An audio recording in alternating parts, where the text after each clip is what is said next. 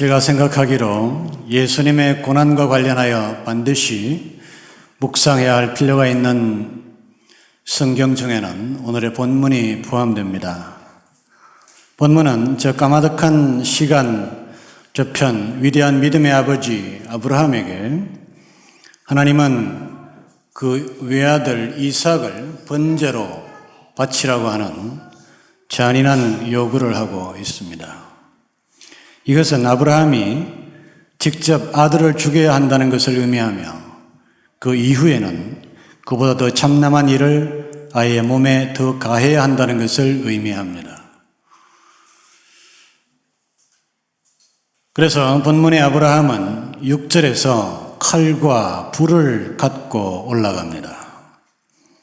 거룩한 성경에는 결코 어울리지 않는 잔혹한 기사입니다. 더구나 하나님은 이 끔찍한 요구를 하시면서 내 아들, 내 사랑하는 독자 이삭이라고 굳이 언급하시면서 선혈이 흐르는 아브라함의 상처를 심하게 타격하는 것으로 보입니다. 본문에서 하나님은 이 사건이 아브라함의 충성심과 믿음에 대한 믿음과 하나님에 대한 경외심을 시험하기 위한 것이라고 말합니다. 하나님이 그에게 지시하신 곳에 이른지라 이에 아브라함이 그곳에 단을 쌓고 나무를 버려놓고 그 아들 이삭을 결박하여 단 위에 두고 손을 내밀어 칼을 잡고 그 아들을 잡으려 하더니 여호와의 사자가 하늘에서부터 그를 불러 가라사대 아브라함아 아브라함아 하시는지라 아브라함이 가로되 내가 여기 있나이다 하매 사자가 가라사대 네 그 아이에게 네 손을 대지 말라 아무 일도 그에게 하지 말라 내가 네 아들 네 독자라도 내게 아끼지 아니하였으니 내가 이제야 내가 하나님을 경외하는 줄 아노라 고 말하고 있습니다. 겨우 이런 정도의 시험을 위하여 아들을 죽이라는 반인륜적, 반성경적, 반상식적 요구를 하시는 하나님을 적어도 저는 이해할 수 없었던 적이 있습니다. 그러나 하나님에 대한 의심과 회의는 언제나 부족하고 어린 자의 몫입니다. 제가 좀 더 하나님과 성경과 구원의 진리를 알고 난 이후에는 이 시험이 무엇이며 무슨 의미가 있는지 비로소 알게 되었습니다. 본문에는 아버지, 외아들, 그리고 재물이 등장합니다. 우리는 성경의 구원론적 습관과 드러난 명백한 징후, 아버지, 외아들, 재물이라는 기본적 조건들에서 이미 본문이 무엇을 말하는지 눈치챌 필요가 있습니다. 그리고 하나님께서 지시하신 아들과 아버지가 3일이나 먼 여행을 해야만 도착할 수 있었던 모리아산은 현재 예루살렘 한 통곡의 벽이 있는 곳입니다. 그리고 그것은 모든 제사의 본전이 되었던 솔로몬의 성전이 있었던 곳입니다. 거기는 늘 하나님이 계시던 곳이었으며 당신의 아들이 불과 100m 앞에서 골고다 언덕에서 십자가에 달리는 장면을 눈물로 지켜보기에 적당한 장소였습니다. 역대하 3장 1절입니다. 솔로몬이 예루살렘 모리아산, 여기 모리아산이 등장하죠.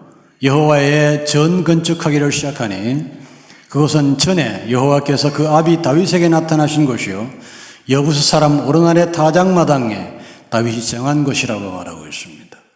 솔로몬은 그 아버지 다윗이 생전에 정해놓았던 이 모리아산 그 언덕 위에 그 아버지가 평생을 통하여 준비해 두었던 모든 성전 건축의 재료들을 가지고 비로소 피가 묻지 않은 그의 거룩한 손으로 하나님의 성전을 모리아산에 짓기 시작합니다. 여러분, 이 기묘한 일치를 여러분은 어떻게 생각하십니까? 저는 서둘러 제가 하려는 말을 하겠습니다. 제가 단언하지만 모리아에는 한 명의 아버지와 한 명의 아들이 있었던 것이 아닙니다. 두 명의 아버지와 두 명의 아들이 있었습니다. 한 아버지는 아들을 죽이는 참혹한 일을 피해갈 수 있었지만은 한 아버지는 그것을 피해갈 수 없었습니다. 한 아버지는 아브라함이었고 다른 한 아버지는 여호와라 이름하는 아브라함과 우리의 아버지셨으며 그 외아들 예수의 아버지셨습니다.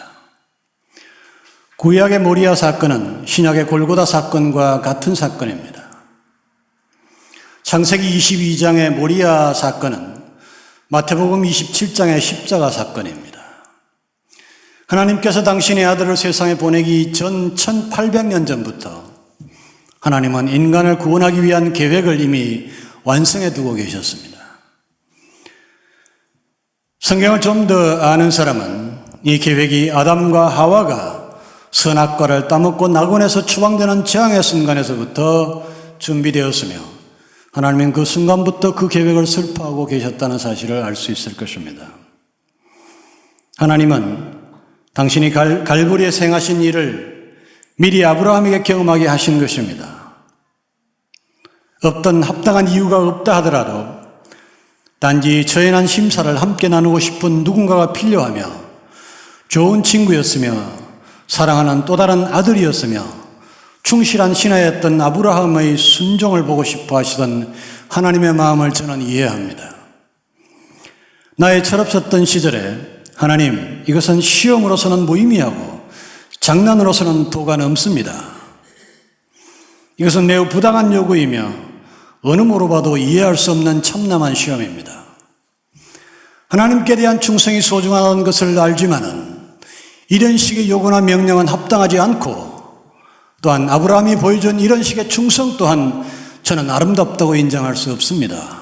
라며 저항했던 나의 도발이 옳다면은 내가 주장한 바 아브라함에게 그 참남한 일이었던 바로 그 일을 말없이 외로이 홀로 자신에게 당했던 하나님에 대하여 무엇을 느끼는 것이 우리의 의무고 뭐라고 말하는 것이 우리의 도리이겠습니까?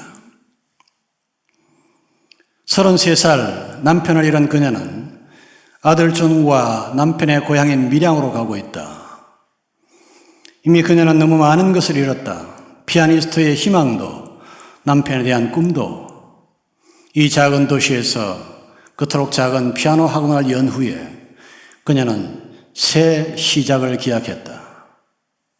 그러나 관객은 이내 곧 연약한 애벌레처럼 웅크린 그녀의 등에서 새어나오는 울음소리를 듣게 된다. 그리고 그녀가 던지는 질문에 부딪히게 된다. 당신이라면 이래도 살겠어요. 이창동 감독, 전도연, 송강호 주연, 남편을 잃고 밀양으로 온 이신혜가 열심히 살아보겠다고 하다가 자신의 아들인 준을 잃고서는 아들을 죽인 살인범에게 교도소 면회를 갔다가 그 살인범이 신에게 멋대로 용서를 받아버리고 멋대로 마음에 짐을 털어내는 모습에 좌절하고 신을 증오하게 되는 모습을 다룬 2007년 5월 개봉된 영화 밀양의 시놉시스입니다. 이 영화의 클라이맥스는 신혜가 아들을 유괴 살해한 범인 박도섭을 찾아가서 하나님의 이름으로 용서하고 싶다고 말하는 장면입니다. 이때 박도섭은 준이 어머니한테 우리 하나님 이야기를 듣게 되니 참말로 감사합니다 라고 하며 저도 믿음을 가지게 되었습니다. 하나님께서 이미 저를 용서하셨습니다. 눈물로 회개하고 용서를 받았습니다. 그리고 나서는 마음이 평안해졌습니다 라고 말합니다. 이 사람의 말은 반은 절대적으로 맞고 반은 절대적으로 틀렸습니다. 이 사람이 하나님으로부터 용서를 받았다면 하나님을 대하여 마음이 편안해지는 것은 절대적으로 옳은 일입니다. 그러나 하나님이 용서해 주었다고 모든 것이 그렇게 끝나는 것은 아닙니다. 하나님의 용서와 인간의 용서는 다른 것입니다. 자기의 범죄로 인하여 그토록 고통스러운 상대에게 그토록 평화로운 얼굴을 지을 수는 없는 일입니다.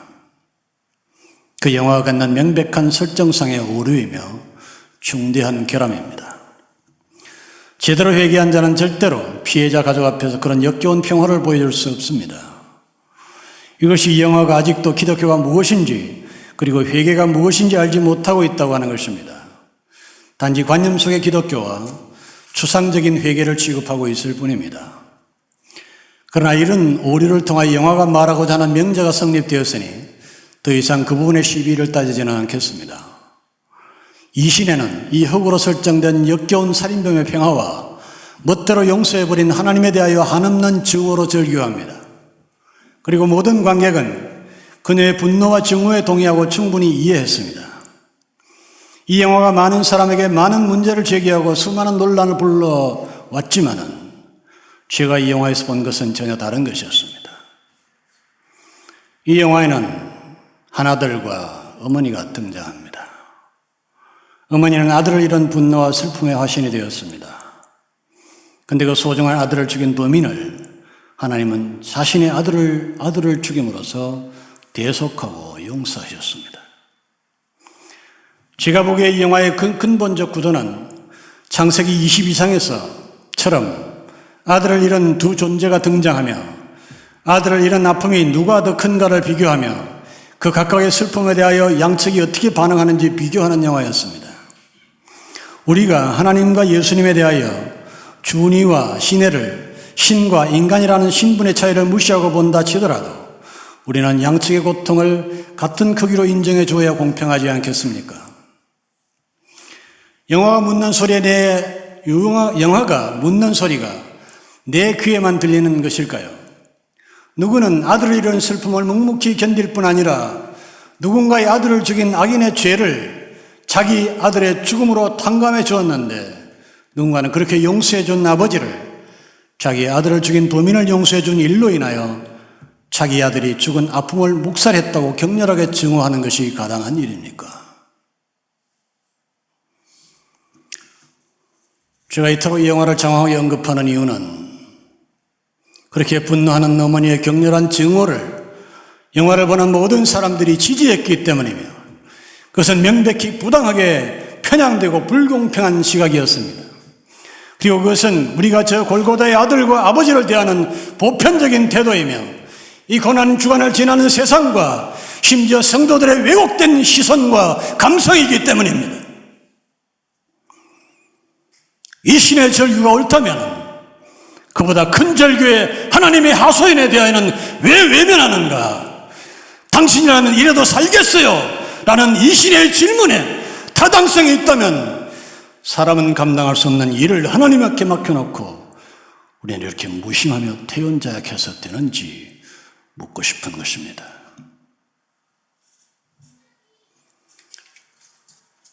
고난주간이 시작됩니다.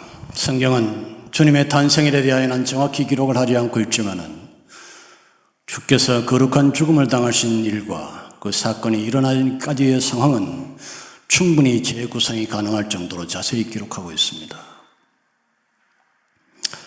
예수님은 2000년 전 오늘 예루살렘에 입성하시고 내일 월요일에는 채찍으로 성전의 장사꾼들을 몰아내는 소위 성전 정화 사건과 무화과나무를 저주하시는 사건이 일어납니다. 화요일에는 천국에 관한 거의 대부분의 비유에 대한 기록이 기록되어 있는데 이날이 있었던 일입니다. 목요일에는 지후에 만찬을 하시고 겟세마네에서 기도하셨습니다. 금요일에는 체포되고 신문을 받으시고 십자가에서 죽으시고 무덤에 장사되셨습니다. 죽음의 토요일을 지나서 주일 아침 예수님은 찬란하게 부활하십니다. 사람은 감당할 수 없는 일을 하나님께서 우리를 위하여 감당하시니 놀라운 사실에 대하여 우리는 이 고귀한 기념주간을 감사와 찬송으로 보내야 할 것입니다. 제가 아는 설교가 그다지 많지 않기 때문이겠지만은 교회 역사에서 본문을 제가 제시한 관점으로 강의한 설교자가 있었는지 저는 모릅니다. 그리고 혹 있었다 치더라도 얄팍하지만 그래도 설교자인 제게 이 관점이 알려지지 않았다면 교회의 보편적인 시각이라고 할 수 없을 겁니다. 따라서 저는 제가 오늘 전개했던 이 해석이 감추어졌다라고 전제하겠습니다. 그리고 만일 이 해석이 그의 자녀들이며 성도들 사이에서 길이 감추어진 것이라면 이 상황을 전개하신 하나님의 목적이 사람에게 당신의 슬픔을 알리는 것이 아닌 다른 무엇이었는지 궁금하지 않을 수가 없습니다. 더구나 하나님은 이 사건의 본질을 스스로 감추고 계신다는 인상을 지울 수가 없습니다. 그 아이에게 내 손을 대지 말라. 아무 일도 그에게 하지 말라. 내가 내 아들 내 독자라도 내게 아끼지 아니하였으니 내가 이제야 네가 하나님을 경외하는 줄 아노라. 이렇게 하나님은 이 잔인한 에피소드의 목적을 스스로 제안하여 우리에게 전해주십니다. 단지 아브라함이 하나님을 경외하는지 안 하는지 보려고 했을 뿐이라는 식입니다. 도대체 하나님은 이 일의 진위를 아무도 모르게 숨긴 채 이 일로 무엇을 하려고 했을까요? 저는 이 문제에 관한 묵상을 전개하기 전에 흐름과는 거리가 있지만 이 사건의 진위에 대한 은폐성과 은밀성이 우리에게 보여주는 하나님에 관한 중대한 사실 하나를 먼저 취급하지 않을 수가 없습니다. 그것은 살아계신 하나님에 대한 객관적 증거의 문제입니다. 성경은 이 기묘한 사건을 기록하고 있습니다. 그리고 이 사건의 목적은 아브라함이 하나님을 절대 경외하여 어떤 요구라도 순종하는지 보려는 의도에서 일어난 일이라고 말하고 있습니다. 그런데 사실은 앞서 살펴본 대로 이 사건은 1800년 후에 같은 장소에 일어날 중대한 어떤 사건과 밀접한 관계를 맺고 있습니다. 그리고 이 연관성을 아는 사람은 아무도 없습니다. 심지어 내가 보기에는 이 사건의 당사자인 아브라함조차도 하나님께서 의도하고 계신 이 사건의 진짜 의미를 알고 있는 것 같지 않습니다. 그와 같을진데 이 성경을 누가 기록했는지 우리가 모른다고 칩시다. 그러나 저는 이것이 모세가 썼다는 것에 대하여 확신하고 있습니다. 자, 저는 구전으로 전해오던 그들의 선조 이야기를 기록했던 모세조차 이 사건의 진위를 몰랐다고 저는 생각합니다.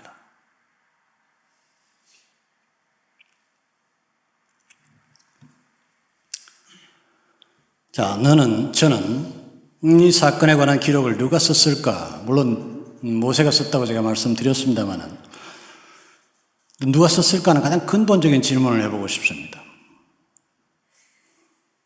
이 질문이 제가 흐름을 깨면서까지 취급하고 싶은 소재입니다.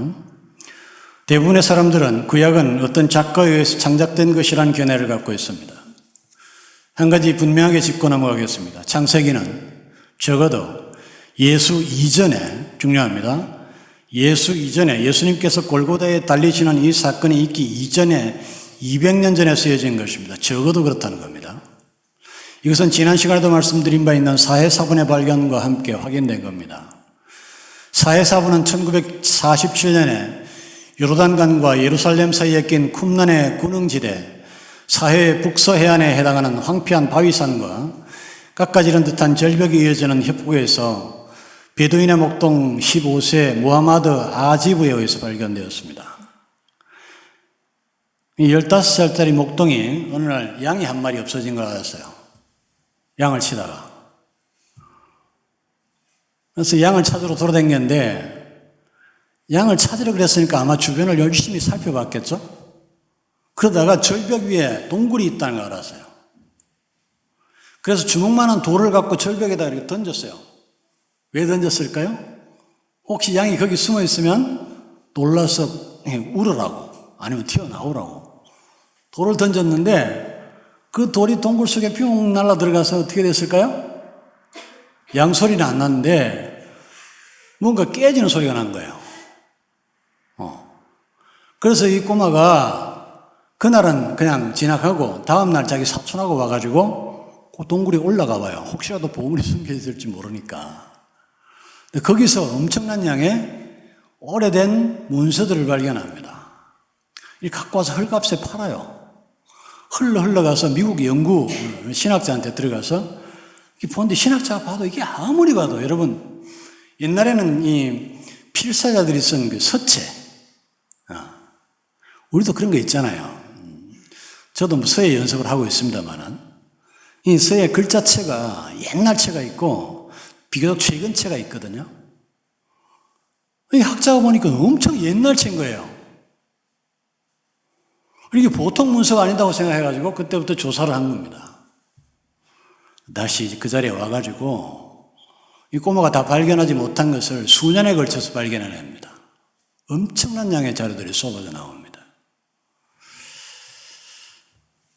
그리고 세계에 있는 모든 이 고등비평가들이랄 서적을 비평하는 사람들이 연구에 달라붙어서 내린 결론이 뭐냐면 모든 서체 혹은 지질의 상태로 봐서 적어도 예수님 이전에 100년이나 200년 전 사람들이 손으로 쓴 것이다 라고 하는 것이 확실해진 겁니다.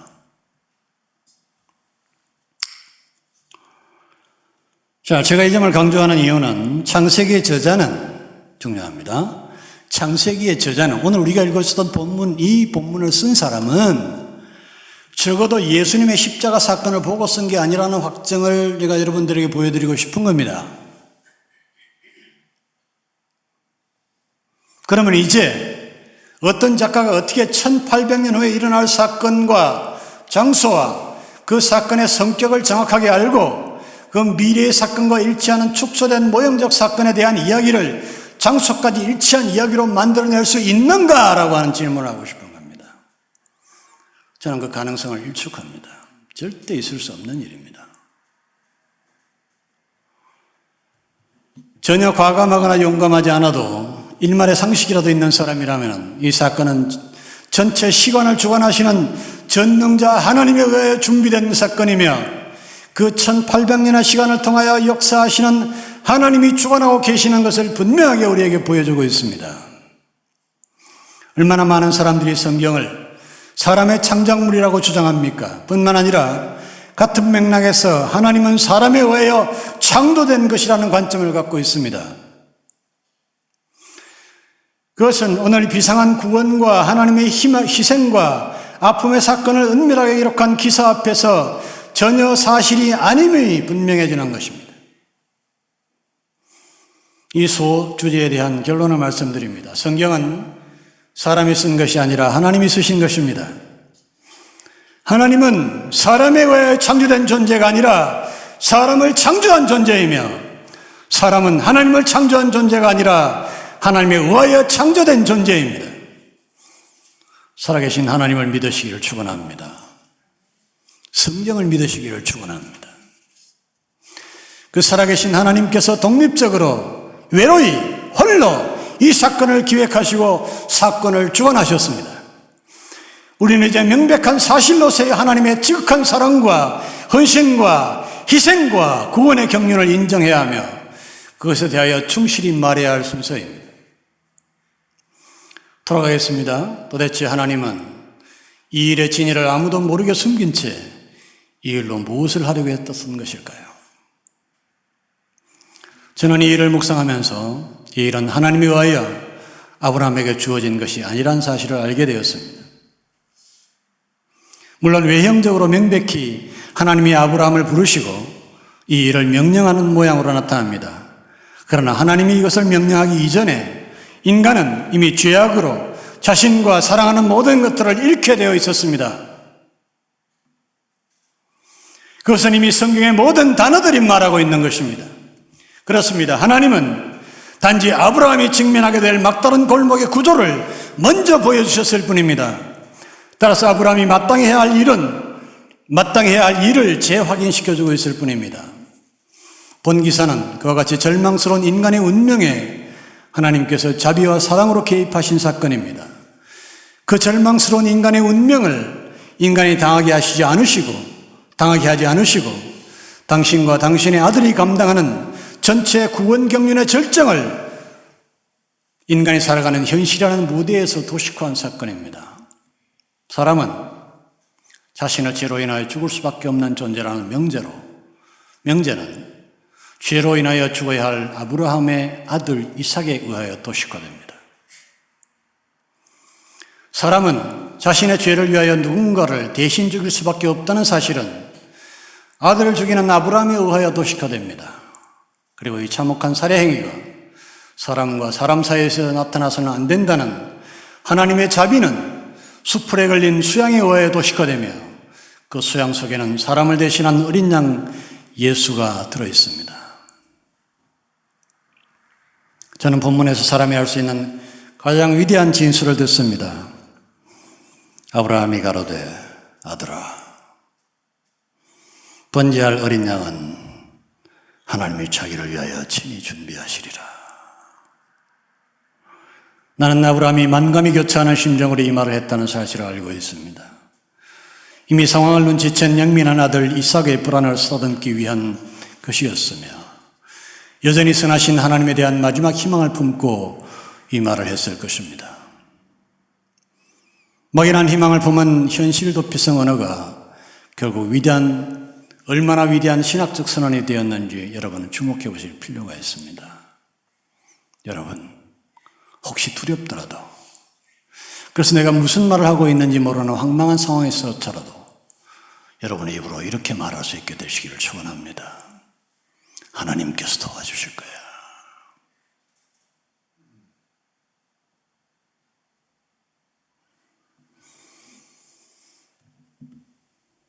내가 무엇을 말해야 될지 모르는 불안과 두려움과 공포의 상황에서조차도 여러분 입에서는 이렇게 말할 수 있게 되시기를 축원합니다. 하나님께서 도와주실 거예요.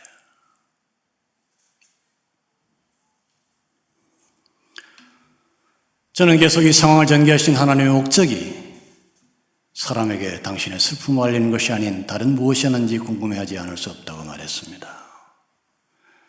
도대체 하나님은 이 일의 진위를 아무도 모르게 숨긴 채 이 일로 무엇을 하려고 했을까요? 번제할 어린 양은 하나님이 자기를 위하여 친히 준비하시리라. 하나님은 이 말이 필요했던 겁니다. 하나님은 인간의 이고에서 나오는 이 말이 필요했던 겁니다. 번제할 어린 양은 하나님이 자기를 위하여 준비하시리라. 사랑하는 성도 여러분, 어떤 상황에서도 아브라함의 말을 배우시기를 축원합니다. 성도가 세상을 살아가는 최고의 말입니다. 하나님이 자기를 위하여 준비하시리라.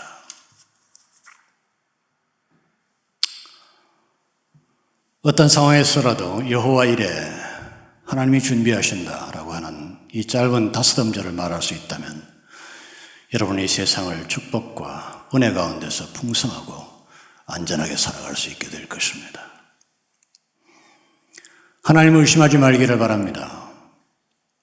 본문의 아브라함이 위대한 점은 이유는 몰라도 하나님은 절대 틀리지 않는다는 최소한의 믿음을 갖고 있었다는 사실에 있습니다.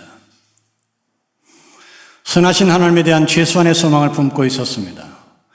우리도 그 믿음을 하나님께 드려야 합니다. 이해할 수 없어도 하나님은 옳다는 믿음이 필요하다면 아브라함보다 더 좋은 본이 되는 사람은 없습니다. 더구나 우리는 아브라함보다 이 최소한의 소망을 품기에 훨씬 유리한 고지에 있습니다. 성경에서 가장 미심쩍은 부분에서조차 가장 좋으신 분으로 밝혀진 마당이 아닙니까? 우리가 하나님을 가장 이해할 수 없을 때 바로 그 부분에서 하나님은 우리에게 가장 위대하시고 좋으신 하나님으로 나타난다는 사실을 믿으시는 은혜가 있기를 축원합니다. 혹시 가슴에 있는 미결의 의심들이 있습니까? 그 하나님에 대한 의심들을 하나님이 자기를 위하여 친히 준비하시리라. 이렇게 말한 아브라함의 하나님께 대한 최소한의 믿음과 신뢰라는 그물에 결박하시기를 바랍니다. 그리고 그 의심과 불안이 갇혀있는 안심의 그물 위에 여호와 이레라는 꼬리표를 달아두시기를 바랍니다. 그러나 번제할 어린 양은 하나님이 자기를 위하여 친히 준비하시리라. 이 신뢰의 말은 우리의 영혼의 구원의 마당에서 더욱 절실합니다. 이 말이 가장 큰 효용성을 나타내는 곳은 저 모리아 산이었으며 골고다 언덕 갈보리 산이었음을 기억하시기 바랍니다. 저와 여러분이 구원의 언덕 모리아 산과 골고다 언덕 갈보리 산에 설 때 그때마다 믿음의 조상 아브라함이 우리에게 가르친 위대한 언어 번제할 어린 양은 하나님이 자기를 위하여 친히 준비하시라는 진술이 저와 여러분을 구원하시기를 축원합니다.